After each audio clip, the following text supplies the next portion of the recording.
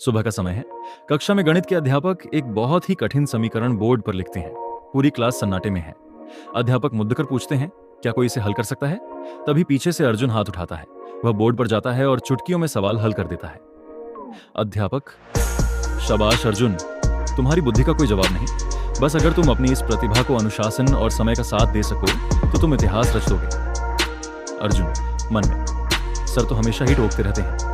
जब मैं बिना पोहे इतना अच्छा कर सकता हूं तो फालतू में घंटों किताबें लेकर बैठने की क्या जरूरत है? शाम का वक्त है। अर्जुन के कमरे में मेज पर किताबें बिखरी पड़ रही हैं, लेकिन वह बिस्तर पर लेटा मोबाइल में गेम खेल रहा है। बाहर से उसके दोस्त उसे खेलने के लिए आवाज लगाते हैं। उसकी माँ कमरे में आती हैं और कहती हैं, अर्जुन, अगले महीने वार्षिक परीक्षा है, मोबाइल छोड़ दो और कम से कम 2 घंटे पढ़ाई करो।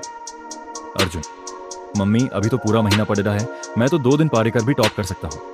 अभी मुझे दोस्तों के साथ जाने दो, बाद में देख लूंगा। वह मोबाइल फेंकता है और बाहर भाग जाता है। पीछे उसकी माँ चिंता में डूबी रह जाती है। परीक्षा हॉल में सन्नाटा है। अर्जुन के सामने प्रश्न पत्र है।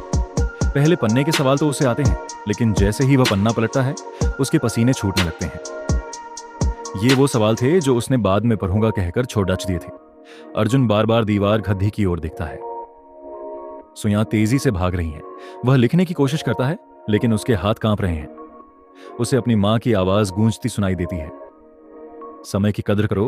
घंटी बजती है, टिन टिन टिन। टीचर आकर उससे अधूरा पेपर छीन लेते हैं। अर्जुन सुन्न खत-दहा रह जाता है। स्कूल के नोटिस बोर्ड पर नतीजों की लिस्ट लगी है। अर्जुन का नाम सबसे ऊपर होने के बजाय नीचे की ओर है। वह मुश्किल से पास हुआ है। उसके दोस्त जो कल तक उसके पीछे घूमते थे, आज अपनी जीत का जश्न मना रहे हैं और अर्जुन को अनदेखा कर रहे हैं। अर्जुन भारी कदमों से घर पहुंचता है। वह चुपचाप अपना रिपोर्ट कार्ड अपने पिता को थमाता है। रिपोर्ट कार्ड देखते हैं, लेकिन चिल्लाते नहीं। उनकी आंखों में गुस्सा नहीं, बल्कि एक गहरी निराशा और दुख है। वे बिना कुछ कहे मेज पर कार्ड रखते हैं और कमरे से बाहर चले जाते हैं। पिता की वह खामोशी अर्जुन के दिल को चीर देती है। रात का समय है। अर्जुन अपने कमरे की खिड़की पर खद्दा चांद को देख रहा है। उसे समझ आता है कि उसकी होशियारी किसी काम की नहीं अगर वह समय के साथ नहीं चलता। अपनी अलमारी से मोबाइल निकालता है और उसे एक दराज में बंद कर देता है। वह अपनी मेज साफ करता है, एक नई कॉपी निकालता है और उसके पहले पन्ने पर बड़े अक्षरों में लिखता है, वक्त मेरा गुलाम नहीं, मैं वक्त का सम्मान करूंगा।